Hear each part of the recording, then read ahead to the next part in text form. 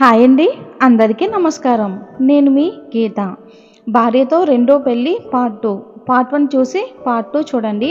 ఈ కథ రచించిన వారు సి ఆనందరామం గారు. స్టోరీలోకి వెళ్ళిపోదాం. టీవీఎస్ మీద షాపింగ్కి వచ్చింది యశోద. తల్లికి సాయం చేయటానికి.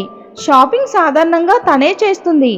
జయవర్ధన్ షాపులో తల్లి రాసిచ్చిన లిస్టు ప్రకారం ఒక్కొక్కటి పిక్ చేస్తుంది.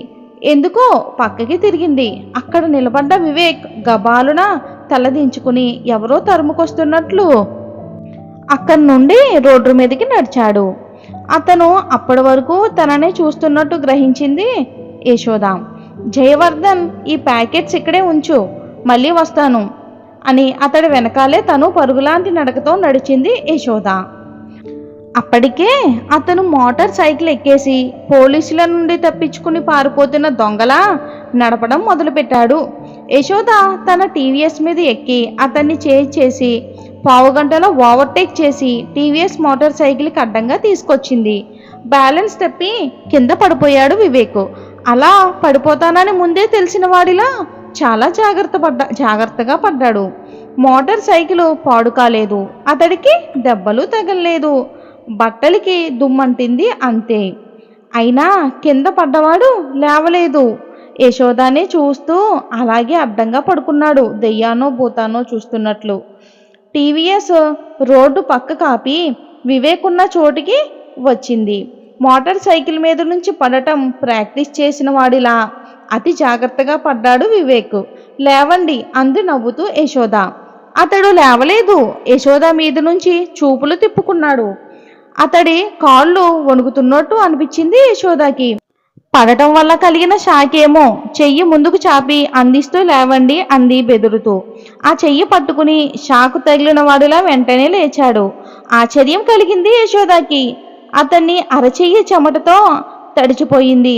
అతి చల్లగా ఉంది. బాగా భయపడుతున్నాడు. ఈలోగా చుట్టూ జనం పోగయ్యారు. ఇద్దరు మగవాళ్ళు ముందుకు వంగి లేవదీయబోతే వద్దని అతడే లేచి నిలబడ్డాడు. దెబ్బలేం తగల్లేదు, ఓదార్చవలసిన అవసరము లేదు, తెలుసుకోవలసిన విషయాలు లేవు. కొంచెం నిరుత్సాహంగా పోగైన జనం వెళ్ళిపోయారు. ఒకళ్ళిద్దరు మొనగాళ్ళు మాత్రం ఉండిపోయారు.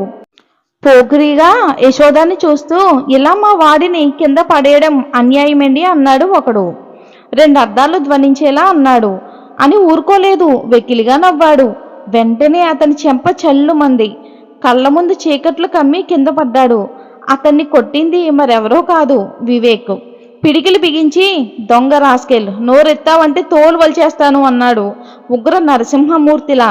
వెకిలిగా నవ్వుతూ నిలబడ్డ మిగిలిన ఇద్దరు మగవాళ్ళు పారిపోయారు. నివ్వెరపోయింది యశోద. అంత ధైర్య సాహసాలున్న మనిషిలో నిష్కరణంగా ఆ భయం ఏమిటి? థ్యాంక్స్ అంది యశోద వివేక్తో. వెల్కమ్ అని గొంతుతో అన్నాడు. ఆ గొంతు వణుకుతున్నట్లు అనిపించింది యశోదకి. మరో మాటకి అవకాశం ఇవ్వకుండా వెళ్ళిపోయాడు వివేక్. ప్లీజ్ అంది ప్రాధేయపడుతున్నట్లు. ఆగాడు. సూటిగా కళ్ళల్లోకి చూడటం లేదు. నిష్కరణంగా, నేనే మీకు అడ్డుగా వచ్చాను, ఐఎమ్ సారీ అంది యశోద. దెబ్బలేం తగలలేదు కదా?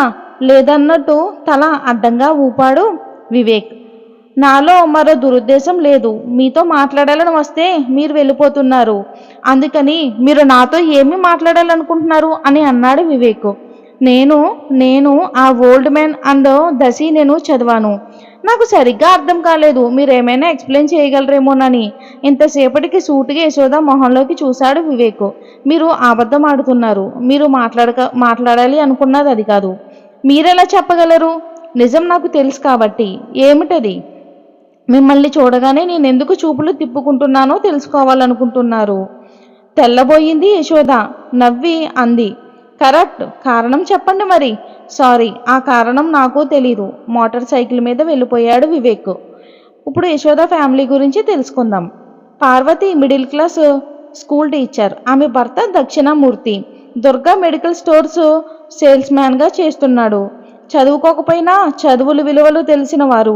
అందుచేత మగ పిల్లవాడైనా ఆడపిల్లైనా ఒకరు చాలని అనుకుని యశోదతోనే సరిపెట్టారు. ఇక ఫ్యామిలీ ప్లానింగ్ పాటించారు. యశోదాని ఎలా అయినా బాగా చదివించాలనేదే ఆ దంపతుల ఏకైక ధ్యేయం. యశోదాన్ని డాక్టర్ చెయ్యాలనుకుని ఇంటర్లో బైపీసీ చదివించారు దక్షిణమూర్తి. యశోద మంచి మార్కులతో క్లాస్లో పాస్ అయ్యింది. కానీ సైకాలజీ చదవాలనుకున్నది. దంపతులు ఇద్దరిలో ఎవరూ యశోదని బలవంతం చేయటానికి ప్రయత్నించలేదు. ఆ అమ్మాయిని ఎప్పుడూ ఏ విషయంలోని బలవంతం చెయ్యరు ఆ దంపతులు. ఇంకా ఇంటి వాకిట్లో టీవీఎస్ హారన్ వినిపించింది. కాంపౌండ్ గేటు దగ్గరకు వచ్చి నిలబడింది పార్వతి. ఇంత ఆలస్యం అయ్యిందేం, ఏం జరిగింది అని అడిగింది. లోపలికి రాని అని అన్నాడు తండ్రి. అసలు వివేక్ యశోదని చూడగానే ఎందుకు పారిపోతున్నాడు, ఎందుకు సిగ్గుపడుతున్నాడు, ప్రేమిస్తున్నాడా, యశోద కూడా వివేక్ని ప్రేమిస్తుందా అనేది తర్వాత పార్ట్లో తెలుసుకుందాం. స్టోరీలో మంచి మంచి ట్విస్ట్లు ఉంటాయి, చాలా ఇంట్రెస్టింగ్గా ఉంటుంది. లెంత్ పెంచమంటే మట్టుకి తప్పకుండా పెంచుతాను. కామెంట్ చేయండి, మీ కామెంట్ అనేది మాకు చాలా ఇంపార్టెంట్. కాబట్టి ఈ వీడియో నచ్చినట్లయితే ఒక లైక్ చేసి మన ఛానల్ని సబ్స్క్రైబ్ చేసుకోండి. రేపటి స్టోరీలో మళ్ళీ కలుద్దాం. Thanks for watching friends.